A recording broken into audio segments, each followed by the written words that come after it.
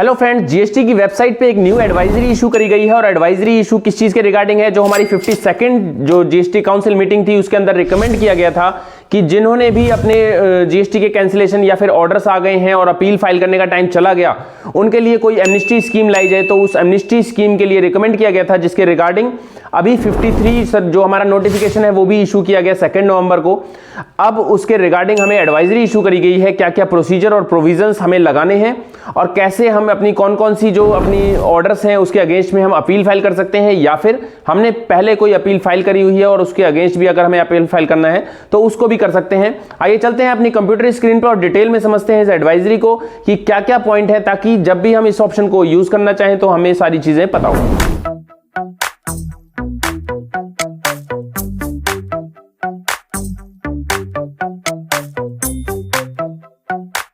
28 नवंबर 2023 को जो इशू करी गई, वो किस चीज के regarding, procedure and provisions related to the amnesty for tax payer who missed the appeal filing deadline for the orders passed on or before 31 March 2023। यानी जिनके भी ऑर्डर 31 मार्च 2023 से पहले हो चुके थे उनके लिए ये ऑप्शन है, जो एमनिस्टी स्कीम है, जो दोबारा से अपील फाइल कर सकते हैं और अपने केस में डिस्कस कर सकते हैं। जैसे एमनिस्टी फॉर टैक्स पेयर है, द जीएसटी काउंसिल जो 52nd मीटिंग में जो हमने रिकमेंड भी किया था इन्होंने कि कोई एमनिस्टी स्कीम आए 73-74 के ऑर्डर्स के अगेंस्ट में, तो इन्होंने इसके रिगार्डिंग जो गवर्नमेंट ने नोटिफिकेशन इशू किया था, नोटिफिकेशन नंबर 53/2023 ऑन 2 नवंबर 2023 को, इसमें बताया गया था कि tax payer can now file an appeal in form GST APL 01 on the GST portal on or before 31 जनवरी 2024। यानी कि ध्यान रखना है, सबसे पहला तो ये ध्यान रखना है कि जो ऑर्डर्स हमारे पास हो चुके 31 मार्च 2023 से पहले वो इसके अंदर लाई करेंगे। और हमें कब तक अपील फाइल करनी है, 31 जनवरी 2024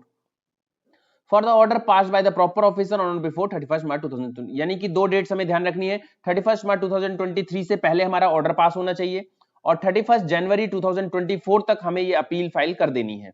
It is further advised that the taxpayer should make payment for entertaining the appeal by the appellate officer as per the notification। जो नोटिफिकेशन नंबर 53/2023 के अंदर जो हमारी अपील के रिगार्डिंग जो पेमेंट्स के लिए डिस्कस की हुई परसेंटेज दी गई है, उसे पे करके हम अपील को फाइल कर सकते हैं। The GST portal allows tax payer to choose the mode of payment. वहां पे हमें मोड ऑफ पेमेंट चूज करना है, and it is the responsibility of the tax payer to select the, और यानी कि टैक्स पेयर की रिस्पॉन्सिबिलिटी है वो करेक्ट लेजर के अंदर करेक्ट पेमेंट करे, ताकि एपिलेट अथॉरिटी उसको करेक्टनेस को चेक करके और उसको लीगल प्रोविजन मतलब यानी कि प्रॉपर एक्सेप्ट कर सके। If a tax payer has already filed an appeal, अगर टैक्स पेयर ने पहले से ही अपील फाइल कर रखी है and wants to be covered, और चाहता है कि इस एमनिस्टी स्कीम का बेनिफिट वो उठा पाए, तो उसे क्या करना है, उसे डिफरेंशियल पेमेंट करनी है। डिफरेंशियल पेमेंट किस चीज के रिगार्डिंग, कंप्लाई करने के लिए, ताकि नोटिफिकेशन नंबर 53/2023 की कंडीशंस को पूरा किया जा सके। उसके रिगार्डिंग जो भी डिफरेंशियल ड्यूटी बनती है वो उसे पे करनी है, और पे कैसे करेगा, the payment should be made against the demand order using the payment towards demand. ये फैसिलिटी जीएसटी पोर्टल पे है, नेविगेशन स्टेप भी बताया गया है, लॉग इन करना है, सर्विसेज में जाना है, सर्विसेज के अंदर लेजर्स, लेजर्स के अंदर payment towards demand. Then tax payer who have previously filed an appeal but it was rejected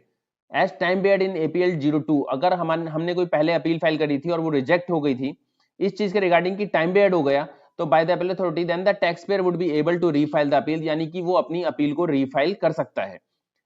however in case the tax pair face an issue, अगर कोई टैक्स पेयर इशू कर रहा है यानी कि कोई भी इशू उसको आ रहा है रीफाइलिंग के टाइम पे, तो उसे टिकट रेज करना है, ऑन द ग्रीवेंस रिड्रेसल पे डालना है। The tax payer shall select the category amnesty scheme and the sub category amnesty scheme issue in appeal filing while raising a ticket. यानी कि अगर आपने पहले से कोई अपील फाइल करी हुई थी और वो रिजेक्ट हो चुकी थी टाइम बेयर्ड के चक्कर में, अब आप उसके लिए अपील को रीफाइल कर सकते हैं। लेकिन अगर कोई इशू आ रहा है तो उसके रिगार्डिंग इन्होंने इस एडवाइजरी के अंदर बताया है कि आपको टिकट रेज करना है ग्रीवेंस रिड्रेसल पे, और वहां पे आपको सिलेक्ट करना है कैटेगरी एमनिस्टी स्कीम, और सब कैटेगरी जो सिलेक्ट करनी है वो करनी है amnesty scheme issue in appeal filing, और टिकट रेज करनी है, क्योंकि इस चीज के लिए ये कंसंट्रेट करके मतलब जल्दी आपका रिजोल्यूशन करेंगे और आपकी अपील को फाइल करवा सकेंगे। Furthermore if the appellate authority has issued a rejection order in APL 04, अगर उन्होंने रिजेक्शन ऑर्डर इशू कर दिया due to the appeal application being time barred, then the tax payer has to approach the respective appellate authority office. तो वहां पे appellate authority जो office है उनको जाके बताना पड़ेगा, उनको well in advance to comply with the dates in said notification, notification दिखा के उनको एक रिक्वेस्ट करनी पड़ेगी, ताकि the appellate authority After checking the eligibility of the taxpayer for the amnesty scheme, will forward the case to the GSTIN through the state nodal officer. यानी कि अगर आपने कोई अपील फाइल करी और वो रिजेक्ट हो गई, रिजेक्ट होने के बाद उसमें सिर्फ आपके पास ऑप्शन आएगी टाइम पीरियड के चक्कर में रिजेक्ट हो गई है, तो क्या करना है, टैक्स पेयर को अप्रोच करना है अपील अथॉरिटी ऑफिस को और उनको बताना है कि सारी चीजें ये हमारी कंप्लाई कर रही हैं और हम ये एमनेस्टी स्कीम का बेनिफिट उठा सकते हैं। तो जो अपील अथॉरिटी है वो चेक करेगा आपकी एलिजिबिलिटी और अगर आप उसके लिए एप्लीकेबल हो तो वो इस जो आपका केस है उसको फॉरवर्ड कर देगा स्टेट नोडल ऑफिसर को। Also, it is important to note that for the APL 04 issued case, no direct representation will be entertained by GSTIN. मतलब अगर कोई हम डायरेक्ट वहां पे रिप्रेजेंटेशन भरते हैं तो वो नहीं लिया जाएगा और through the grievance redressal portal APL 04 issued case have to compulsory forwarded through the state nodal officer. वो सिर्फ और सिर्फ स्टेट नोडल ऑफिसर के थ्रू ही आगे जाएगा तो उसको वो एंटरटेन करेंगे, अदरवाइज डायरेक्ट रिप्रेजेंटेशन हो या ग्रीवेंस रिड्रेसल पोर्टल से हो वहां से ये रिसीव उसको एंटरटेन नहीं करेंगे। Post receiving the case from the state nodal officer, GSTIN will enable the taxpayer to file an appeal against the concerned order. जैसे ही स्टेट नोडल ऑफिसर से हमारे पास केस आएगा तो GSTIN जो है वो उसको इनेबल कर देगा ताकि वो अपनी फाइल को जो अपील है वो अपनी फाइल कर सके। तो यानी कि इस एडवाइजरी के अंदर हमें डिटेल में बताया कि कैसे कैसे जो इश्यूज आ रहे हैं उस इश्यूज का कैसे रेजोल्यूशन करना है और कैसे अपने जो अपील है उसको फाइल करना है। कोई भी इशू आ रहा हो तो उसके लिए इन्होंने बताया है कि किस किस स्टेप को हमें फॉलो करना है। Thank you.